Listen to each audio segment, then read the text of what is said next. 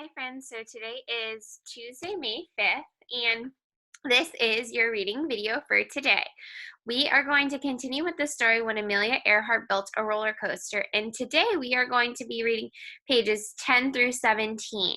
So you have already done the first step, which is watch the YouTube video, which is awesome, and you're going to have 2 questions to answer today. The first question is, what details repeat again and again? Are they about her childhood, challenges, accomplishments, or impact? Okay, so which details repeat over and over? And then number 2, what important details about Amelia's child does the author give us? So I want you to keep those questions in mind as we read today. So we are going to go ahead and we are going to start on page 7.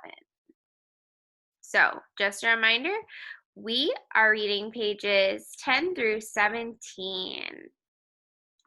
Okay, let's get started. One Christmas, Amelia got a sled. At that time, a girl's sled was like a chair. To ride it, a girl had to sit up.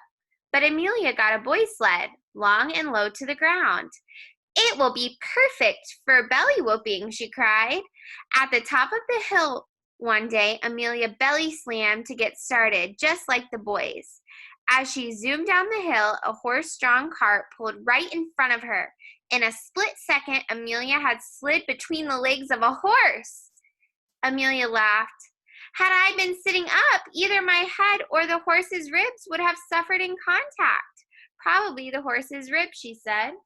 So as we can see here, this illustration is helping us understand the story more because it's showing Amelia slamming into the horse, right? And she went right underneath it. Amelia loved mechanical things. Her most famous creation was a roller coaster. The track was made of boards greased with lard. The car was on an empty wooden crate. With a little help, Amelia climbed into the crate and launched herself down the track. At the end, the car flew into the air and crashed to the ground. Amelia was too excited to be heard.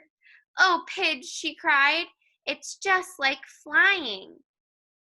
So as you can see here, she made her own roller coaster.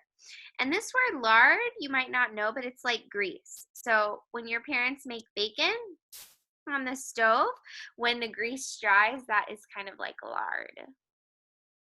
So it lets the cart go on the tracks. Amelia also loved adventure, even if it was imaginary. Her grandmother's barn was the perfect place for such thrills. She and Pidge, along with some cousins, would climb into an old carriage in the barn. Together, the group went on many wild and exciting trips without ever really leaving that barn. "Giddy-ap, old girl," Amelia yelled. "Those bandits are hot on our trail." "Yee-haw!" cried Muriel. So here again, we see something else that she is doing in her childhood. As a child, Amelia learned to stay calm, even in scary situations. She had a large black dog named James Ferocious. One day, some boys teased him. Lunging and snarling, James broke his chain and chased the boys. They scrambled to the top of the shed for safety. Amelia heard the boys yelling and came running to help. "James Ferocious, you naughty dog," she said in a soothing voice. "You've tipped over your water dish. Come along and I'll get you some more." This did the trick. James trotted after Amelia into the house. So today you're going to go ahead and answer your 2 questions. So go ahead. I want you now to answer the questions. What details repeat again and again? So is it her childhood or challenges that she faces or accomplishments that she's made? So which details do we keep seeing happening again and again? And question number 2, what important details about Amelia's childhood does the author give us? So what are some important things that happened in her childhood? So those are the only 2 questions you are doing today. And when you're done, you're going to go ahead and submit those to Edsby.